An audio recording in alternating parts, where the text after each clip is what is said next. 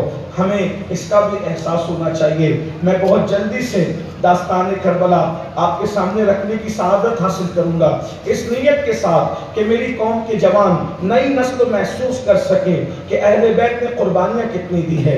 کبھی کبھی انسان یہ سوچتا ہے کہ انسان اپنے رشتہ داروں سے تو محبت کرتا ہی ہے، اپنے رشتہ داروں سے تو پیار کرتا ہی ہے، ہر باپ چاہتا ہے میری اولاد سے محبت کی جائے، ہر نانا چاہتا ہے میرے نوازوں سے محبت کی جائے، ہر دادا چاہتا ہے میرے پوتوں سے محبت کی جائے۔ یہ رشتوں کی محبتیں ہیں، انسان چاہتا ہے کہ پیار کریں، مگر یاد رکھنا رسول اللہ صلی اللہ علیہ وآلہ وسلم نے صرف رشتوں کی بنیاد پر محبت کا حکم نہیں دیا، کربلا نے بتا دیا حضور کا خاندان ایسا ہے کہ آپ کو اس سے محبت کرنا چاہیے، آپ کو اس سے پیار کرنا چاہیے، آپ کو اس سے الفت کرنا چاہیے۔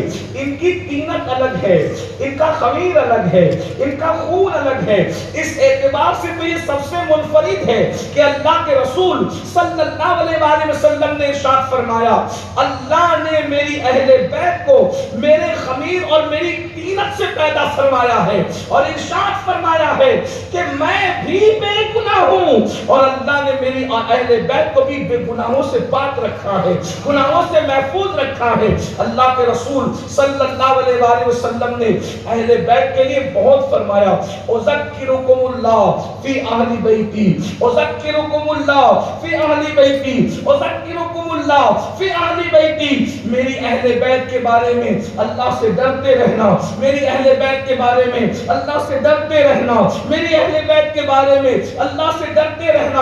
ارشاد فرمایا اہل بیت کو بطور امانت تمہیں سونپ جا رہا ہوں اور اللہ تمہیں دیکھے گا کہ اس امانت کے ساتھ تم کیا کرتے ہو۔ یہ بھی ارشاد فرمایا کہ میری اہل بیت کے معاملے میں میرے نائب بننا، یعنی جیسے میں اہل بیت سے محبت کرتا ہوں تم بھی محبت کرنا۔ ذرا غور تو فرمائے، نائب بننے کا حکم دیا، رسول اللہ نے اپنا خلیفہ بننے کا حکم دیا کہ میرے بعد میری اہل بیت سے جیسے میں پیار کرتا ہوں ویسے پیار کرنا۔ مجھے حیرت ہے، لوگوں کو مسواک کرنے کی سنت یاد رہ گئی، کھانے کے پہلے نمک چکھنے کی سنت یاد رہ گئی، لوگوں کو داڑھی رکھنے کی سنت یاد رہ گئی، لوگوں کو امامہ باندھنے کی سنت یاد رہ گئی، لوگوں کو کھانے سے پہلے یا بعد میں میٹھا کھانوں کی سنت یاد رہ گئی۔ اہل بیت سے محبت کرنا یہ بھی تو سنت مصطفیٰ ہے، لوگ یہ کیسے بھول گئے، یہ کیسے فراموش کر گئے؟ کیا یہ سنت مصطفیٰ نہیں ہے کہ اللہ اکبر سجدے میں صرف خیال خدا رہتا ہے، مگر اہل بیت کی یہ انفرادیت ہے۔ اگر حسین بادشاہ مصطفیٰ جان رحمت کی پشت پر بیٹھ گئے ہیں تو مصطفیٰ جان رحمت نے خیال حسین سے سجدے کی تسبیح بنا دی۔ کیا رسول اللہ صلی اللہ علیہ وآلہ وسلم، کیا رسول اللہ صلی اللہ علیہ وآلہ وسلم خطبہ چھوڑ کر منبر سے زمین پر اتر نہیں آئے اہل بیت کے لیے؟ کیا یہ سنت نہیں ہے؟ اللہ اکبر! اندازہ فرمائیں تو اللہ کے رسول علیہ السلام نے محبت کا حکم دیا۔ ابھی سجادہ صاحب نے محبت کی بات کر رہے تھے، میں جلدی اپنے عنوان کی طرف آنا چاہتا ہوں، لیکن ایک بات آپ سے کہہ دوں، عشق مصطفیٰ کا دعویٰ کرنے والے سن لیں، اللہ کے رسول نے صاف کہہ دیا تم مومن نہیں ہو سکتے جب تک مجھ سے محبت نہ کرو، اور میری محبت آ نہیں سکتی جب تک میری اہل بیت سے محبت نہ کرو۔ جب تک دل میں امام حسین نے نہیں بسنا، جب تک دل میں امام حسن نے نہیں بسنا، جب تک دل میں سیدہ فاطمہ نے نہیں بسنا، جب تک دل میں مولا علی نے نہیں بسنا، اس وقت تک کہ آپ کے دل میں عشق رسول آ ہی نہیں سکتا، چاہے محبت کی جتنی باتیں کرے، چاہے پیار کی جتنی باتیں کرے۔ اور ایک بات میں آپ کو بتاؤں، اللہ اکبر، داستان کربلا ایسی دردناک داستان ہے کہ بیان کرتے ہوئے کلیجہ منہ کو آتا ہے۔ کاش کہ نئی نسل کو کربلا محسوس ہو سکے۔ میری بات کو سننے سے زیادہ محسوس کرنے کی کوشش کرنا۔ سب سے پہلے کربلا کس نے بیان کیا؟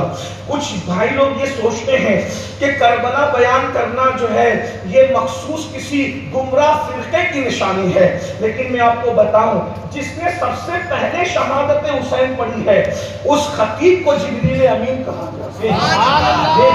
کربلا سب سے پہلے جس نے بیان کیا ہے اس خطیب کو، اور میں آپ سے پوچھنا چاہتا ہوں اگر کربلا پڑھنا گمراہ فرقے کی نشانی اور ان کی پہچان ہے تو آپ جبریل امین کو کس خانے میں رکھتے ہیں؟ اور جبریل امین کے لیے آپ کیا چاہتے ہیں، میں آپ کے سامنے حدیث صحیح رکھنا چاہتا ہوں صحیح سے۔ اب آئیے اور پھر یہ بھی کہوں، کربلا سن کر رونا اگر یہ کسی گمراہ فرقے کی علامت ہے تو سن لے، سب سے پہلے کربلا پڑھنے والے خطیب کو جبریل کہتے ہیں، اور سب سے پہلے کربلا سن کے رونے والے کو محمد الرسول اللہ کہتے ہیں۔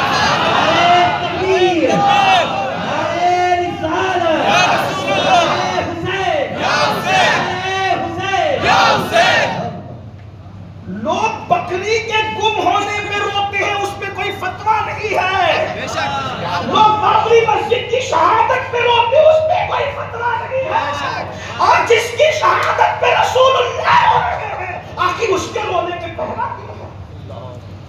ہم کس طرف جا رہے ہیں؟ اور یاد رکھنا، یہ امت کبھی نہ روتی دنیا کے غموں سے اگر اس کو غم حسین میں رونا نصیب ہو جائے۔ بات یاد رکھنا، لیکن میں اس رونے کا قائل نہیں ہوں۔ قرآن میں 2 رونے کا ذکر آیا ہے، حضرت یوسف کے بھائی بھی روتے ہیں اور حضرت یعقوب بھی روتے ہیں۔ میں برادران یوسف کے رونے کا قائل نہیں ہوں، میں تو حضرت یعقوب کے رونے کو عبادت تصور کرتا ہوں۔ یہ بات یاد رکھنا اور اس اشاروں کو بھی ذہن میں رکھنا۔ عرض یہ کر رہا تھا، آئیے ذرا توجہ سے چلتے ہیں آگے کی طرف۔ امام عرش مقام شعبان المعظم کی 4 ہجری کو، ہجرت کا 4 سال ہے، شعبان المعظم کا مہینہ ہے۔ 3 اقوال ہیں، 3، 4 یا 5، تینوں میں سے کوئی ایک تاریخ ہے۔ شہزادہ حسین کی ولادت ہوتی، مولا حسین کی ولادت ہوتی ہے۔ 3، 4، 5 3 قول ہیں۔ میں سوچتا ہوں کہ 3 کو بھی رکھیں، 5 کو بھی رکھیں تو 4 کا 20 کا قول لے لیں۔ 4 شعبان 4 ہجری، شعبان کا مہینہ، حسین بادشاہ کی ولادت ہوتی ہے۔ آپ نے سنا حضرت ام الفضل کا ذکر کہ سیدہ ام الفضل نے اپنا خواب بیان کیا اور پھر حضور ان کی گود میں دے دیے، حضرت امام علی مقام ان کی گود میں دے دیے گئے۔ جب گود ام الفضل میں حضرت عباس کی زوجہ کی گود میں، سرکار ام الفضل کی گود میں امام حسین پہنچے تو اللہ کے رسول علیہ السلام نے اپنے چہرے انور کو پھیرا اور حضور علیہ السلام چپ کے خاموش رونے لگے۔ حضور علیہ السلام کی آنکھوں میں آنسو تھے، اللہ کے رسول علیہ السلام رو رہے تھے۔ مولا مشکل کشا نے سیدہ نے دیکھا، پوچھا بابا شہزادے کی ولادت پہ رونا کیسا؟ تو میرے آقا نے ارشاد فرمایا، ابھی جبریل آئے تھے، مبارکباد پیش کی شہزادے کی ولادت پر۔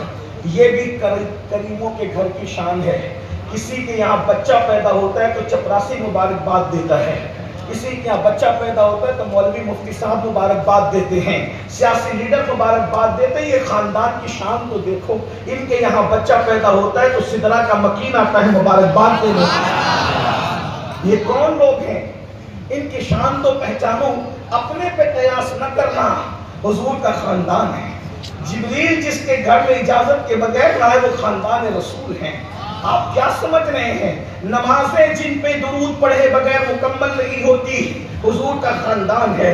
اللہ اکبر، مسلمانوں دھیان سے سنو، اللہ کے رسول علیہ السلام فرماتے ہیں جبریل علیہ السلام آئے تھے مبارکباد دینے کے لیے، اور اس کے بعد انہوں نے کہا یا رسول اللہ، آج جو آپ کا شہزادہ حسین دنیا میں جس نے آنکھیں کھولی ہے، جس کی ولادت ہوئی ہے، اسے وادی طف کے اندر نینوا کے علاقے میں یعنی کربلا کے اندر اس کو شہید کر دیا جائے گا، بھوکا اور پیاسا شہید کیا جائے گا۔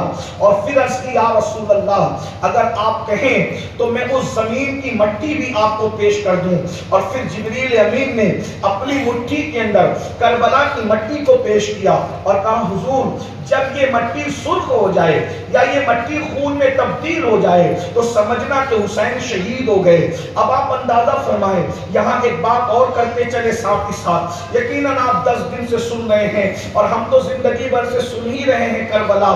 شاید میں آپ کی معلومات میں اضافہ نہ کر سکوں، لیکن میں آپ کو احساس دلا سکوں کہ کربلا کیا ہے. یقیناً مجھ سے بہت بڑے بڑے علماء، خطبہ، دانشور آپ کے شہر میں موجود ہیں اور بھی حضور بندہ نواز کی بارگاہ ہے. ہم تو یہاں کوئی خطاب کے لیے آتے بھی نہیں، میں بار بار کہتا ہوں، ہم تو بارگاہ بندہ نواز میں ان کے جج کی غلامی کی وہ عقیدت پیش کرنے کے لیے آ جاتے ہیں، سبق سنانے کے لیے. لیکن ایک بات یاد رکھیے گا، حضرت جبریل علیہ السلام نے کربلا کی مٹی پیش کی اللہ کے رسول علیہ السلام کو. یہ جب سرخ ہو جائے یا خون ہو جائے سمجھنا حسین شہید ہو گئے. توجہ کرنا، اب وہاں پر حضرت ام المومنین ام سلمہ کا ذکر نہیں ہے، کیونکہ گھر میں ام الفضل ہے، مولا علی ہیں، حضرت فاطمہ الزہرا ہے اور امام حسن ہے.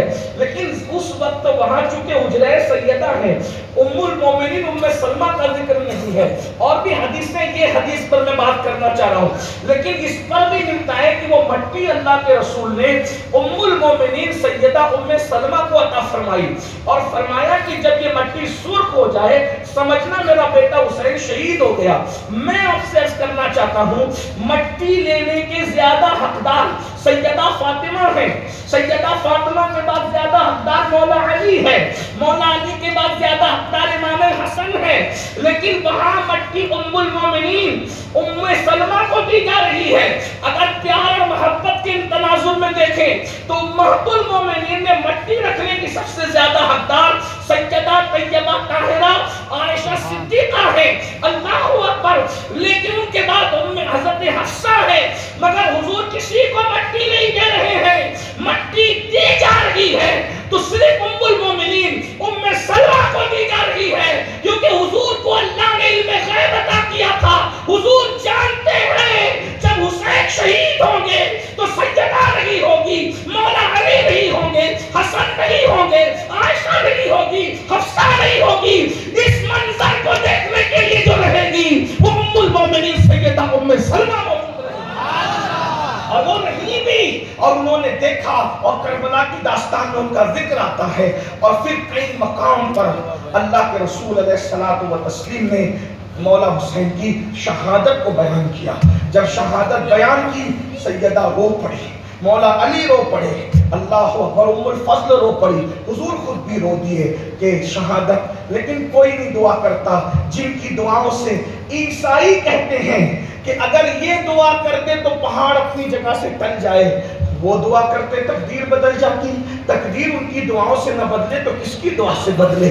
لیکن پھر بھی حسین بادشاہ کو شہادت سے بچانے کے لیے کوئی دعا نہیں کر رہا ہے، اس لیے کہ امام علی مقام دنیا میں تشریف اسی لیے لائے تھے تاکہ آپ جو ہیں شہید ہو کر کے یزید کے گھنونے چہرے کو بے نقاب کریں، اللہ کے دین کو تحفظ فراہم کریں، اللہ کے دین کو تحفظ عطا کریں. اور اس کے بعد 56 سال تک امام حسین اسی شوق میں جیتے رہے کہ وہ دن کب آئے گا کہ کربلا میں میری شہادت ہوگی. اور یہ اچانک واقعہ نہیں ہے، یہ جو کہتے ہیں کہ اچانک ہی ہو گیا حادثہ، اچانک گیا.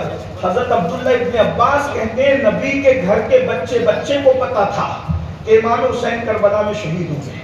رسول اللہ نے کربلا اتنی تفصیل سے بیان کی. کچھ لوگوں کو یہ بھی تکلیف ہے کہ اتنی تفصیل سے کربلا کیوں بیان ہوتی ہے. میں نے کہا اس کو بھی سن لیں. حدیث میں اللہ کے رسول نے کربلا ہونے سے پہلے کتنی تفصیل سے کربلا بیان کی کہ جب جنگ صفین کے موقع پر مولا علی فرات کے کنارے پر پہنچے تو اپنے یاروں کو لے کر کے کہا چلو تھوڑا آگے بڑھیں. اور جب وہاں پہنچے تو اتنا روئے کہ مولا مشکل کشا کی داڑھی تر ہو گئی. ابھی کربلا کے قائم ہونے میں تقریباً کم و بیش 22 سال کا عرصہ باقی ہے، اس لیے کہ 3839 ہجری کا یہ واقعہ ہے. اللہ اکبر. کربلا میں 61 کے اندر اندازہ فرمائیے. اور مولا مشکل کشا رو رو کر داڑھی کو آنسوؤں سے تر کر رہے ہیں. تو لوگوں نے پوچھا مولا خیبر میں روتے نہیں دیکھا، خندق میں روتے نہیں دیکھا، حنین میں روتے نہیں دیکھا، آپ کسی جنگ میں نہیں روئے؟ صفین میں رونے کی وجہ؟ کہا جنگ کے لیے نہیں رو رہا ہوں، اس فرات کے کنارے کو پہچان पहचान लो, इसी को नैनवा कहते हैं, इसी को तफ कहते हैं, इसी को करबला कहा जाता है। यहाँ मेरे बेटे हुसैन की शहादत होगी। और कितनी तफसील से करबला बयान हुआ है। फरमाया यहाँ उनके ऊंट बैठेंगे, यहाँ उनके ऊंटों के कजावे रखे जाएंगे, यहाँ उनके खैमे रखे जाएंगे, यहाँ उनकी कब्रें बनेगी। आपसे पूछता हूँ कि रसूलुल्लाह ने कहा कजावे रखे जाएंगे, ये तफसील भी बयान फरमाई है। कहाँ ऊंट बैठेंगे, ये तफसील भी बयान फरमाई है। कहाँ खैमे बनेंगे, ये तफसील भी बयान फरमाई है। तो तफसील कितनी करबला, तफसील से करबला बयान हुई है। आप कोई गैर मामूली वाकया न समझें, इसलिए कि इस्लाम की हयात करबला में है। इस्लाम जिंदा होता है हर करबला के बाद, करबला के बाद इस्लाम की जिंदगी है। इसलिए अल्लाह के रसूल अलैहिस्सलाम ने इतनी तफसील से बयान किया। और शहादत हुसैन पाक के बाद जो अल्लाह ने मनाजिर दिखाए वो किसी शहादत के बाद नहीं। वक्त में गुंजाइश नहीं की तो मैं उसको पढ़ूंगा, अगर आपका ज़ौक़ सलामत रहा। मौला हुसैन पूरी जिंदगी इसी शौक में जिए कि मैंने करबला में शहीद होना। बच्चे बच्चे को पता था। अब मौला पाक जब यजीद पलीद तख्त पर बैठा तो बैअत मांगता था। लोग समझते हैं ये बैअत क्या है, थोड़ा समय